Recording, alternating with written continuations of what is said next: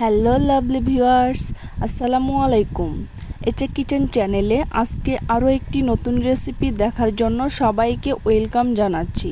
আজকের পর্বে তৈরি করে দেখাবো দারুণ মজার একটা তেহারি রেসিপি। খুব কম খরচে কম উপকরণে ঝটপট তৈরি করে নিতে পারবেন।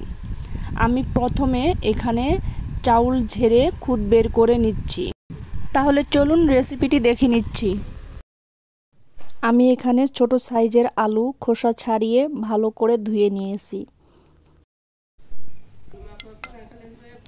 ফ্রাই প্যানে পরিমাণ মতো তেল দিয়েছি, তেলটা গরম হয়ে গেছে। এখন এখানে আলুগুলো দিয়ে দিচ্ছি।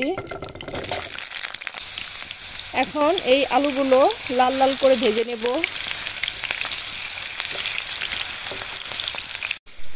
এই যে আলুটাকে লাল লাল করে ভেজে নিলাম, এখন তেল ঝরিয়ে তুলে নিচ্ছি।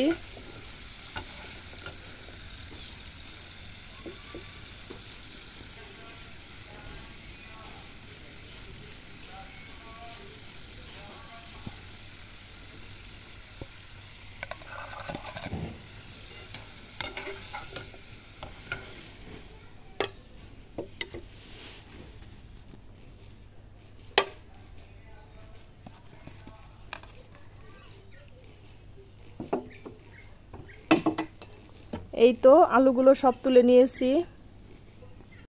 এই তেলের মধ্যে দিয়ে দিচ্ছি 1 কাপ পেঁয়াজ কুচি। পেঁয়াজটাকে একটু নেড়ে চেড়ে নিচ্ছি।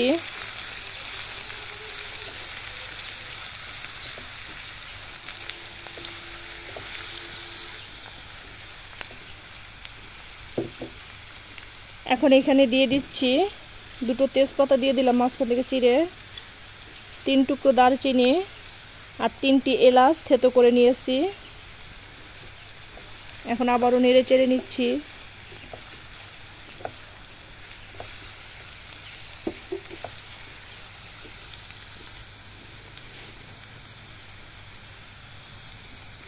এই যে পেঁয়াজটাকে আমি কিছুক্ষণ ভেজে নিলাম। এখন এখানে স্বাদ মতো লবণ দিয়ে দিচ্ছি আর দিয়ে দিচ্ছি 1/2 টেবিল চামচ আদা বাটা, রসুন বাটা, জিরা বাটা। আমি সবগুলো 1/2 টেবিল চামচ করে নিয়েছি, সবটাই দিয়ে দিচ্ছি। এখন আদা রসুনটাকে কিছুক্ষণ তেলে ভেজে নিচ্ছি।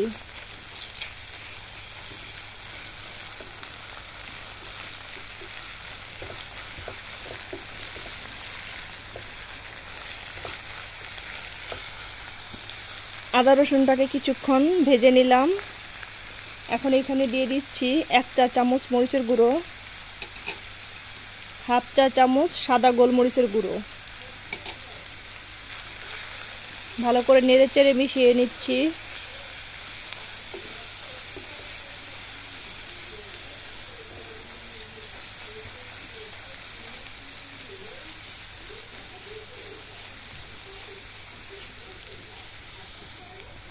কিছুক্ষণ নেড়ে চেড়ে নিলাম, মানে এত সুন্দর একটা ফ্লেভার আসতেছে। তো এখন এখানে পানি দিয়ে দিচ্ছি মশলাটা কষানোর জন্য। আমি এখানে 1 কাপ পানি দিয়ে দিলাম। এখন মশলাটাকে ভালো করে কষিয়ে নিচ্ছি। এই তো মশলাটা কষানো হয়ে গেছে। এখন এখানে ভাজা আলুগুলো দিয়ে দিচ্ছি।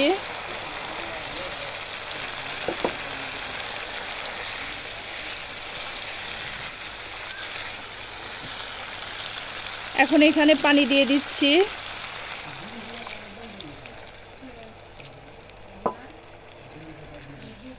এখন আবার একটু নেড়ে চেড়ে নিচ্ছি।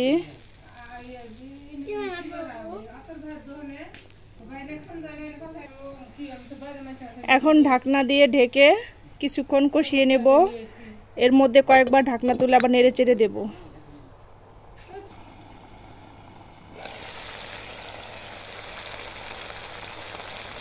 এই তো আলুটা কষানো হয়ে গেছে। এখন আলুটা চুলা থেকে নামিয়ে নিচ্ছি।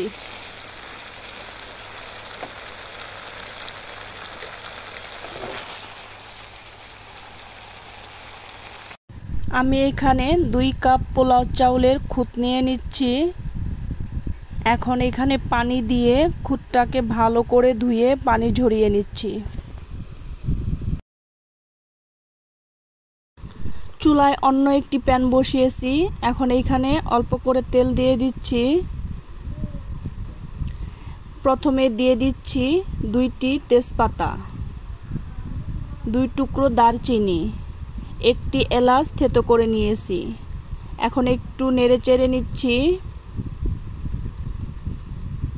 এখন এখানে দিয়ে দিচ্ছি 1টি পেঁয়াজ কুচি, 3-4 কোয়া রসুন কুচি, 4টি কাঁচামরিচ কুচি। এখন পেঁয়াজ রসুনটাকে হালকা করে একটু ভেজে নিচ্ছি।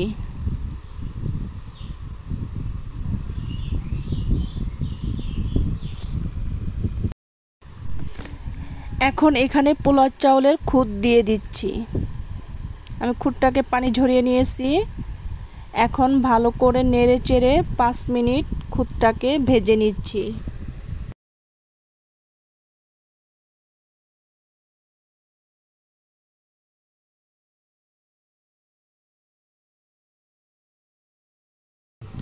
চুলার আঁচ কমিয়ে খুদটাকে 5 মিনিট ভেজে নিলাম।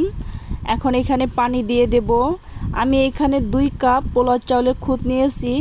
2 কাপ খুদের জন্য আমি এখানে 4 কাপ পানি দিয়ে দিচ্ছি। এখন ভালো করে আবারও একটু নেড়ে চেড়ে নিচ্ছি।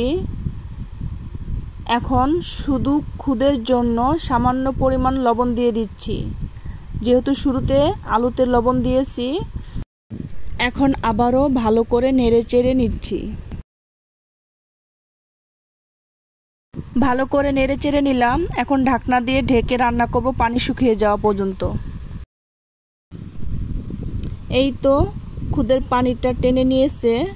এখন একটু নেড়ে চেড়ে দিচ্ছি। এখন এখানে দিয়ে দেব আলুগুলো দিয়ে দিলাম। এখন এখানে 4টি কাঁচামরিচ দিয়ে দিচ্ছি। এখন ভালো করে নেড়ে চেড়ে নিচ্ছি।